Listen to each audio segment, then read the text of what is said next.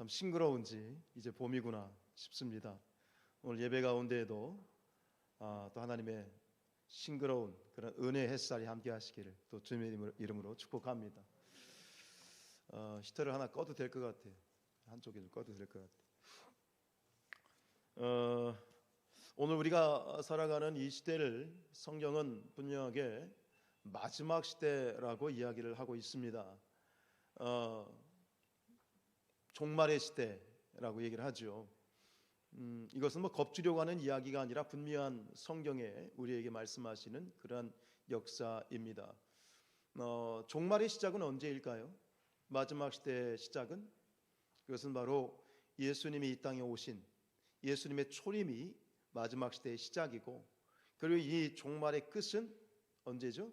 예수님이 재림하시는 날. 그래서 예수님의 초림부터 예수님의 재림, 이 시간을 우리가 마지막 시대다, 종말의 시대다, 이렇게 우리가 이야기하지요. 이 마지막 시대의 일들에 대해서 분명히 예수님께서는 생전에 우리에게 교훈을 주셨고, 그리고 예수님이 우리에게 주셨던 교훈이 지금 우리의 삶 가운데 분명히 보여지고 있잖아요. 우리 누가복음 21장 10절 말씀 같이 읽지요. 시작.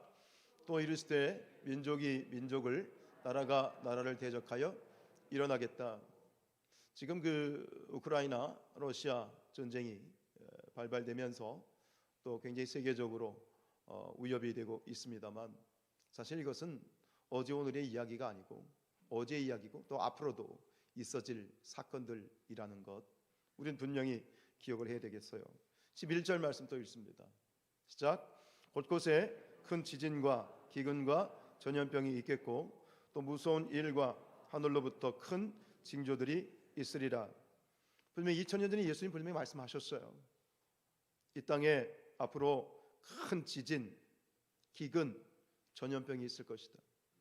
오늘 우리가 직면해 있는 이 코로나, 이제는 이 오미크론 변이가 이제 지배가 되면서 이제는 그냥 지금 우리 성도들 가운데서도 또 이렇게 확진이 되어서 지금 이렇게 관리 중에 계신 분도 계시고 또 가족들 가운데서도 있는 분도 계시고, 그런데 이게 그냥 감기같이 이제는 함께 가야 된 그런 상황으로 우리가 지금 다 인식을 해 가는 것 같은데, 어쨌든 간 이 뭐 옛날에 있었던 메르스나 혹은 사스나 지금 코로나나 또 앞으로 있을 어떤 건 모르겠지만 분명한 것은 주님 오시는 그날까지 이런 전염병은 계속될 것이다 라고 하는 것, 분명히 예수님의 말씀을 통해서 우리가 확인을 할 수 있겠지요.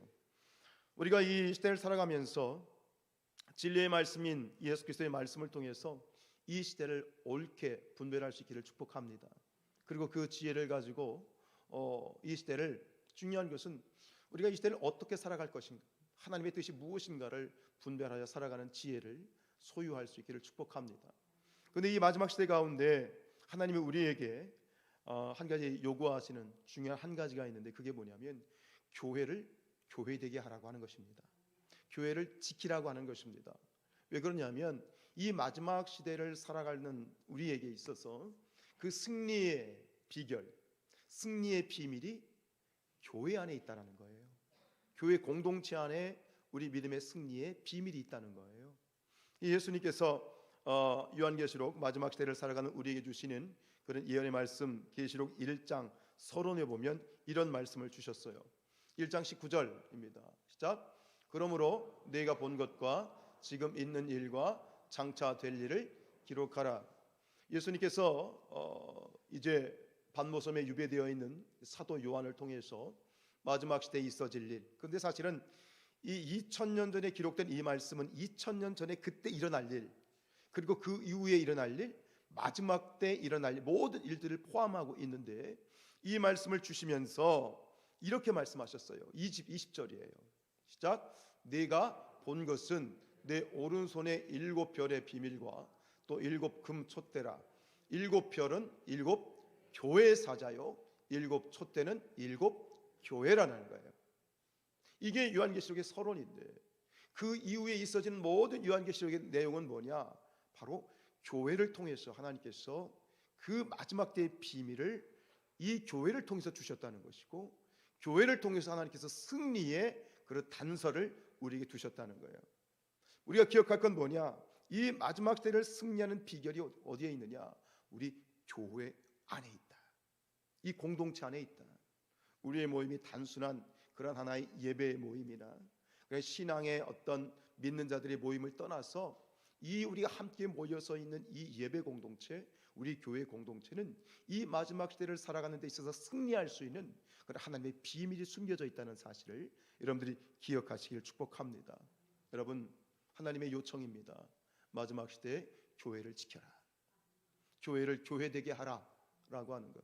한 교회, 정말 예수 그리스도의 피값으로 세우신 이 약 40년 된 이 성산교회 담임 목사로서 늘 하나님 앞에 고민하고 또 간구하고 기도하는 것은 하나님, 이 교회가 어떻게 하나님이 원하시는 교회가 될 수 있을까요? 라는 제목을 놓고 기도할 수밖에 없어요. 그럼 오늘 우리가 이 마지막 시대 가운데 오늘 말씀의 제목처럼 좀 재미있게 표현했습니다만 100점짜리 교회, 하나님이 원하시는 교회, 이 마지막 시대를 살아가는 데 있어서 정말 하나님이 원하시는 그러한 교회가 되기 위해서 어떤 교회가 하나님이 원하시는 교회일까라고 하는 이 질문을 가지고 그 답을 오늘 성막에 있는 이 번제단을 가지고 그 답을 함께 찾아보려고 합니다. 여러분, 우리가 흔히 교회를 부를 때 우리가 성산교회라고도 부르지만 교회라는 말 대신 우리가 흔히 무슨 말을 쓰냐면 제단이라는 말을 쓰죠. 그죠? 성산제단이라는 말을 쓰게 되는데 그때 이 쓰여지는 이 제단이 바로 번제단을 의미합니다. 무슨 말이냐? 구약의 번제단을 그대로 지금 오늘 우리 시대에 가져오면 그게 교회라는 것이죠. 하나님이 원하시는 교회는 뭐냐? 구약의 번제단의 그 본질과 그 특징을 우리가 가질 수 있다면 그것이 오늘 하나님이 우리에게 원하시는 그런 아름다운 교회의 모습을 가질 수 있다라고 그렇게 해석할 수 있겠습니다. 교회의 본질은 무엇인가? 즉 번제단의 본질은 무엇인가? 번제단의 특징은 무엇인가? 세 가지로 함께 나눠보도록 하지요. 첫 번째, 이 번제단의 본질, 번제단의 특징, 교회의 본질은 뭐냐? 피입니다. 뭐라고요? 피다라는 거죠. 이 번제단 아시는 것처럼 번제단은 이제 죄인이 죄를 지었을 때에 그 자신의 죄 사함을 받기 위해서 이제 제물을 가지고 와요. 그리고 그 제물을 가져와서 번제단에 이제 불살라서 하나님께 올려드림으로 말미암아 죄를 용서받는 것이 번제단이죠. 그런데 이 단순히 그 제물을 잡아서 불에다가 번제단 살라서 불에 살라서 드리는 것뿐만 아니라 그 제물을 잡으면 제사장이 그 제물의 피를 받아서 번제단에 뿌리게 돼 있어요. 죄인은 그 제물을 불에 살라버리고 그리고 제사장은 피를 받아서 번제단에 뿌리죠. 그래서 끊임없이 이 번제단에는 이 제물의 피가 늘 뿌려지게 되고 그 번제단에는 피가 흥건하게 흐르게 되어 있는 것이죠. 번제단에 피가 없는 번제단은 번제단이 아닌 것이죠. 마찬가지로 피가 없는 교회는 교회가 아니다. 교회는 예수 그리스도의 보혈이 흘러 넘쳐야 된다. 강같이 예수 그리스도의 보혈이 흘러 넘칠 때에 그 교회가 하나님이 원하시는 교회가 될 수 있는 것이죠. 번제단에 제물이 올려지고 또 피가 뿌려진다는 얘기는 뭐예요? 계속해서 누군가의 죄가 용서를 받는 것이고 그가 하나님 나라에 거듭나는 자로 새롭게 태어나는 것이고 하나님의 백성이 되어진다는 사실이죠. 우리 교회 안에도 마찬가지. 교회 안에 끊임없이 피뿌림의 역사가 있어야 될 줄로 믿습니다. 그 예수 그리스도의 보혈이 뿌려지고 그 보혈로 말미암아 이 우리의 교회가 예수 피로 강같이 흘러넘치는 그러한 제단이 되어야 되겠다. 그리고 우리 교회 안에서 이 예수 그리스도의 보혈이라고 하는 것은 우리가 예수님을 믿고 구원받을 때만 필요한 것이 아니에요. 우리 매일매일의 삶에 있어서 예수 그리스도의 보혈을 선포하고 예수 그리스도의 보혈을 찬양하고 우리의 입술을 통해서 예수 그리스도의 보혈을 선포해야 되는 것이에요. 우리가 부르는 찬양 가운데 259장 찬양이 있잖아요. 예수 십자가에 흘린 피로써 그대는 씻기어 있는가. 더러운 죄 회개하는 능력을 그대는 참 의지하는가. 예수의 보혈로 그대는 씻기어 있는가. 마음속에 여러 가지 죄악이 깨끗이 씻기어 있는가. 할렐루야. 우리가 예수 그리스도의 보혈의 찬양을 할 때마다 그냥 가슴이 뜨거워지잖아요. 보혈이 흘러야 돼요. 입술로 보혈이 선포되어져야 되는 것이죠. 우리가 예수 그리스도를 믿음으로 말미암아 그 보혈의 공로를 의지하여 구원받았지만 역시 매일의 삶 가운데 매일마다 예수님의 보혈을 선포해야 돼요. 우리가 살아가다 보면 의도치 않게 묻는 세상의 때, 죄의 흔적들이 우리 안에 묻어지게 되죠. 그때마다 우리가 하나님 앞에 나와 기도하며 선포해야 돼요. 나의 죄를 예수 그리스도의 보혈로 씻어 주시옵소서. 나의 죄가 더 이상 반복되지 않도록 완전히 예수 그리스도의 보혈로 도말하여 주옵소서. 피 뿌려 주옵소서. 기도하며 선포해야 되는 거예요. 그리고 이 예수 그리스도의 보혈을 또 언제 선포해야 되느냐? 우리가 집에 가서 선포해야 돼요. 우리가 집에 대문을 붙들고 말이죠, 문고리를 붙잡고 아이들의 방문에 손을 대고 예수 그리스도의 보혈로 선포해야 돼요. 예수 그리스도의 보혈로 우리의 자녀들을 덮어 주옵소서. 악한 것들이 우리 자녀들을 근접하지 못하도록 예수 그리스도의 보혈로 덮어 주옵소서. 여러분들 집에 가서 매일마다 선포하시길 바랍니다. 매일마다 선포하시길 바랍니다. 여러분, 이스라엘 백성들이 출애굽을 이제 하게 될 때 10가지 재앙이 임했잖아요. 근데 그 10가지 재앙 중에 마지막 10번째 재앙이 뭐였죠? 장자의 죽음이었죠. 그죠? 이스라엘 백성들 이 애굽에 있는 모든 그러한 첫것, 짐승이든 사람이든 첫 것들은 마지막 하나님이 약속하신 그 디데이, 마지막 밤에 죽음의 사자가 임하였을 때에 애굽에 있는 모든 사람과 짐승들 첫 것이 다 죽어 넘어갔죠. 그런데 그 죽음의 마지막 밤에 그 죽음으로부터 구원받은 사람들이 있었어요. 구원받은 가정들이 있었어요. 어떤 사람들이었어요? 1년 된 어린 양의 피를 받아서 그 피를 인망과 문서주에 발랐을 때에 그 마지막 하나님의 심판의 사자가 임하였을 때에 그 집에 봤더니 예수 그리스도의 보혈이 있는 거예요. 짐승의 피가 있는, 예수 어린 양의 피가 있는 거예요. 그 어린 양의 피를 확인하고 그 집은 죽음이 넘어가죠. 그래서 유월이에요. 넘을 유자에 넘을 월자예요. 죽음이 넘어갔다는 거예요. 심판이 넘어갔다는 거예요. 마찬가지죠. 지금 우리의 삶 가운데에서도, 우리의 신앙 가운데서도 마찬가지예요. 예수 그리스도의 보혈, 그 피뿌림이 있는 곳에 모든 죄와 사망과 저주가 넘어가게 될 줄로 믿습니다.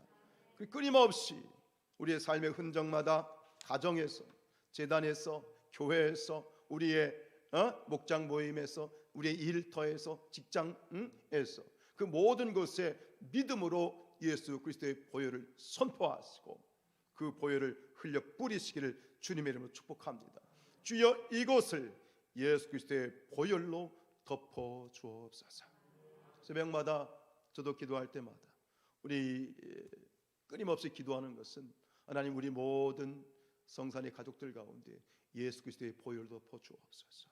특별히 우리의 자녀들, 하나님, 우리 어린 자녀들에게 예수 그리스도의 보혈로 덮어 주셔서 악한 것들이 근접하지 못하게 하시고 악한 것들이 저들을 침범하지 못하도록 주여 예수 그리스도의 보혈로 덮어 주시옵소서. 선포할 수밖에 없는 것이죠. 우리 성산 재단 가운데, 우리 교회 가운데 날마다 예수 그리스도의 보혈로 흥건하게 차고 넘치는 그런 저와 여러분들 될 수 있기를 주님의 이름으로 축원드립니다. 자, 하나님께서 원하시는 교회, 하나님이 기뻐하시는 교회, 교회의 본질 두 번째는 뭐냐? 그것은 뭐다? 뿌리다라고 하는 것이죠. 오늘 2절 말씀 읽겠습니다. 시작. 그 내 모퉁이 위에 뿔을 만들되 그 뿔이 그에게 이어지게 하고 그 제단을 노수로 싸고. 여기 좀 번제단의 모양을 좀 머릿속에 인식하고 계신 분들은 금방 인식이 되겠습니다만, 이 번제단은요 정사각형으로 되어 있어요. 5규빗 약 2.5m 정사각형으로 되어 있는데 그 번제단의 네 귀퉁이에 뿔이 있거든요. 근데 이 번제단의 뿔은 무슨 뿔이냐? 이것은 구원의 뿔입니다. 그래서 이 구약의 율법에 보면 아무리 큰 죄를 지었어도 그 죄인이 성전으로 달려가서 번제단의 뿔을 잡으면 함부로 죽일 수가 없는 거예요.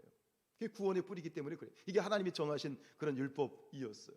그래서 이 열왕기 상 1장에 보면 이 솔로몬이 왕으로 있을 때에 한 사람이 아도니아라고 하는 사람이 역모를 일으켰어. 반역을 일으켰어요. 솔로몬 왕에게 칼을 들이댄 거죠. 이 왕정 시대의 역모는 이유 불문하고 뭐예요? 그 죽음이에요. 그냥 죽어 마땅한 거예요. 근데 이 아도니아가 그 역모가 발각되자마자 어디로 달려가냐면 제단으로, 성전으로 달려가서 번제단에 뿔을 잡습니다. 뿔을 잡아요. 그리고 말합니다. 제가 구원의 뿔을 잡았으니 왕이시여 저를 죽이지 마십시오 라고 그렇게 간청을 하죠. 이 솔로몬이 그 아도니아를 죽였을까요? 못 죽였을까요? 못 죽이죠.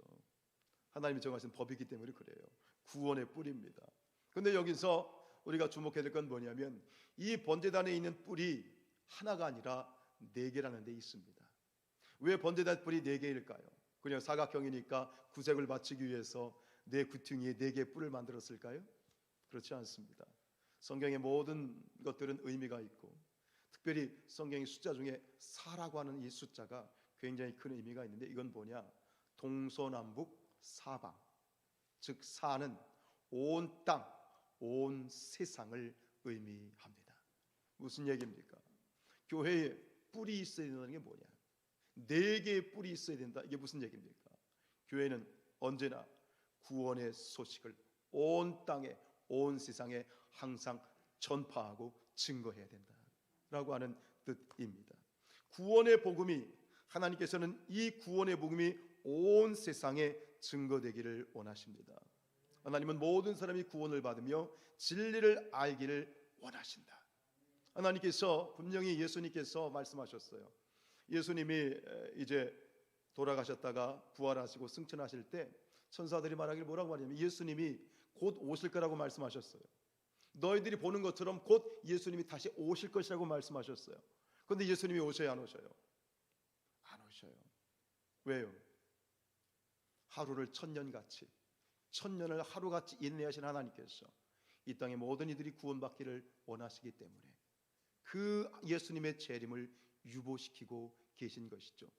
그렇기 때문에 오늘 이 시대의 마지막 때를 살아가는 우리에게 하나님께서 원하시는 것은 모든 교회가 어떤 상황과 어떤 처지에 있든 어떤 어려움과 역경 가운데 있든 끊임없이 우리가 교회가 놓치지 말아야 될 것, 바로 복음을 증거하는 거예요. 구원의 복음을 증거하는 것이죠. 이것을 우리가 단적으로 알 수 있는 그런 역사가 사도행전에 나와 있는데요. 여러분, 초대교회에 있어서 모든 이 이스라엘의 초대교회의 가장 핵심 역할을 했던 모 교회가 있어요. 어머니 교회. 그 교회는 무슨 교회죠? 예루살렘 교회입니다. 이 예루살렘 교회가 모 교회예요. 예수님의 12 제자들의 직계 제자들 사도들로 구성되어진 그 모 교회가 예루살렘 교회인데 하나님께서는 초대교회 역사를 보면 이 모 교회인 예루살렘 교회를 사용하시지 않고 어느 교회를 사용하시냐면 저 위쪽에 있는 시리아에 있는 안디옥 교회를 사용하십니다. 분명히 모 교회는 예루살렘 교회고 예수님의 12 제자들이 사도들로 리더십을 갖고 있는 교회가 아니라 저 위쪽에 있는 안디옥에 있는 교회를 하나님이 사용하셔요. 왜 그럴까요? 우리 확인을 해보죠. 우리 13장 사도행전 13장 1절 말씀입니다. 시작. 안디옥 교회에 선지자들과 교사들이 있으니 곧 바나바와 니게르라는 시몬과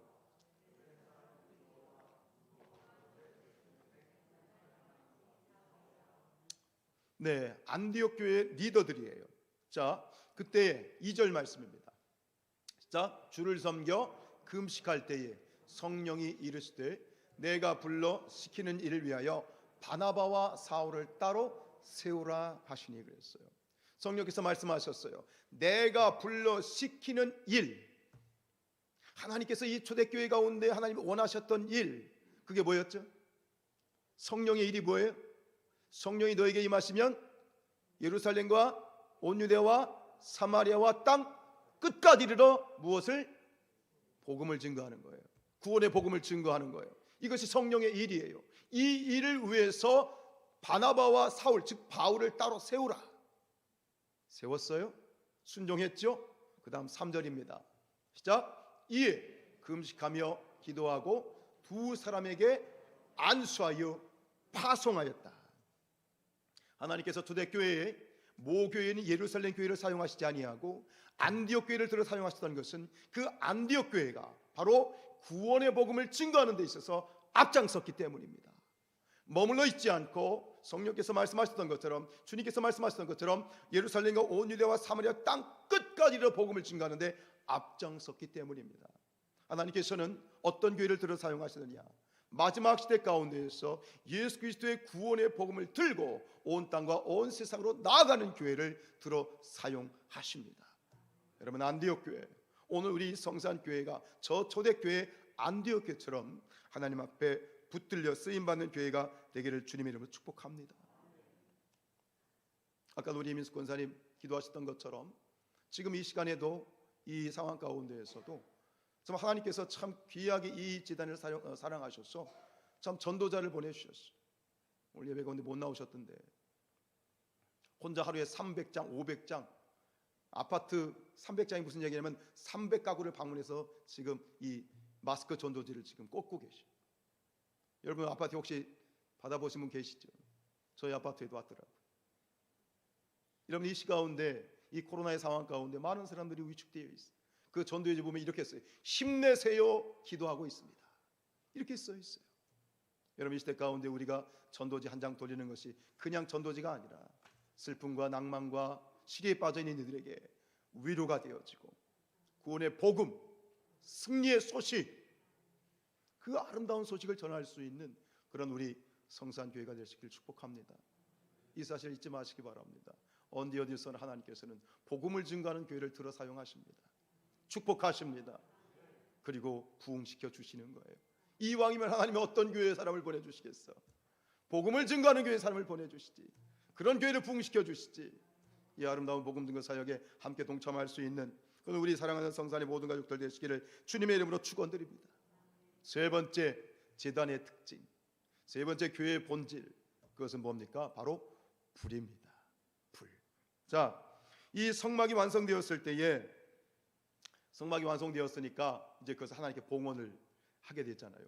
하나님께 봉헌 예배를 드릴 때 어떤 일이 벌어졌느냐? 우리 레위기 9장 24절 말씀이에요.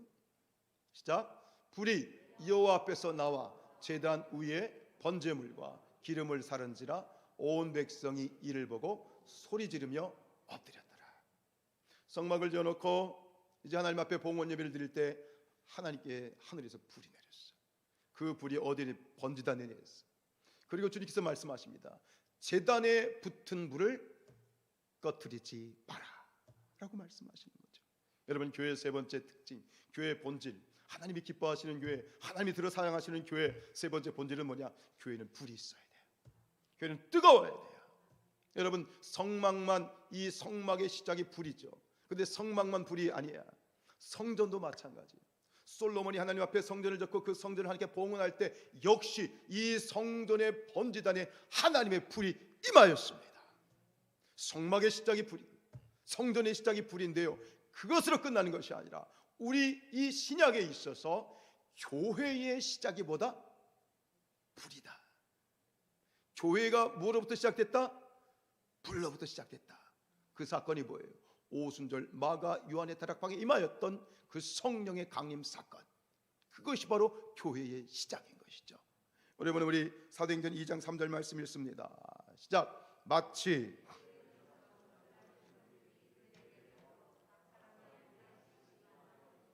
할렐루야. 120명의 예수님의 제자들이 합심하여 기도했어. 너희가 성령을 기다려라. 예루살렘을 떠나지 마라. 성령이 오실 때까지 기다려라. 마가 요한의 다락방에서 힘있게 말씀과 기도에 전무할 때 드디어 오순절 날이 되었을 때 하늘로부터 강한 불의 역사, 성령이 임하였어. 모든 이들이 방언으로 기도하고 그 머리 위에 불의 혀같이 갈라지는 것이 다 그 머리 위에 보였다고 그랬어.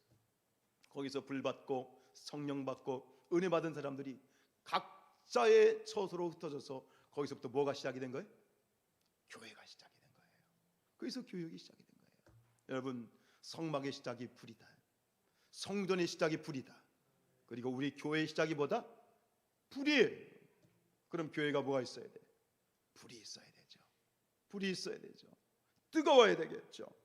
불 꺼진 번제단이 더 이상 번제단이 아닌 것처럼 우리 교회가 뜨겁지 않은 교회, 불이 없는 교회는 더 이상 교회가 아니다. 그렇게 우리가 선포할 수 있었으면 좋겠어요. 여러분, 어느 놀랍게 부흥하는 교회에 그 교회를 어느 분이 탐방을 갔대요. 근데 그 교회 탐방을 갔는데 그 교회 벽에 이렇게 크게 써 있더라는 것이죠. 목사가 불이 있어야 성도가 불구경 온다. 그리고 그 아래에는 성도가 불이 있어야 불신자가 불구경 온다. 따라합시다. 성도가 불이 있어야 불신자가 불구경 온다. 우리 사랑하는 성산교회가 말이죠, 밖에 사람들이 불구경 오는 교회가 됐으면 좋겠어요. 별로 아멘 소리가 좀. 세상 사람들이 불구경 오는 교회가 되기를 축복합니다. 할렐루야. 뜨거워야 돼요. 교회는 뜨거워야 돼요. 그게 부흥하는 거예요. 말씀이 뜨겁고, 기도가 뜨겁고, 찬양이 뜨겁고, 교제가 뜨겁고, 사랑이 뜨겁고. 할렐루야. 별로 뜨겁고 싶지 않은 것입니다. 우리 이 성산교회가 아름다운 성령의 불길로 말미암아 뜨거운 교회가 되기를 축복합니다. 우리가 어떻게 하면 뜨거울 수 있죠? 내가 열심을 낸다가 뜨거워지나요? 아니죠. 성령 받아야 되죠. 성령 받아야 되죠. 성령 받아야 뜨거운 거죠. 우리 사랑하는 성산교회, 마지막으로 성령의 불길로 말미암아 뜨거운 교회, 뜨거운 교회가 되기를 주님의 이름으로 축복합니다. 우리 누가복음 11장 13절 말씀요, 시작. 너희가 악할지라도 좋은 것을 자식에게 줄 알거든 하물며 너희 하늘 아버지께서 구하는 자에게 성령을 주시지 않겠느냐. 할렐루야. 여러분, 이 시대는 성령의 시대입니다. 누가 그런 말씀하셨죠? 구약은 성부 하나님의 시대, 신약은 예수 그리스도의 시대라면 예수님이 가시고 지금 이 시대는 누구의 시대다? 성령의 시대다. 성령의 시대를 살아가는 우리에게 있어서 가장 필요한 것은 성령의 불길이고 성령의 뜨거움이고 그 성령의 은혜로 말미암아 늘 뜨거운 그런 저와 여러분들 될 수 있기를 주님의 이름으로 축원드립니다. 찬양하십시다.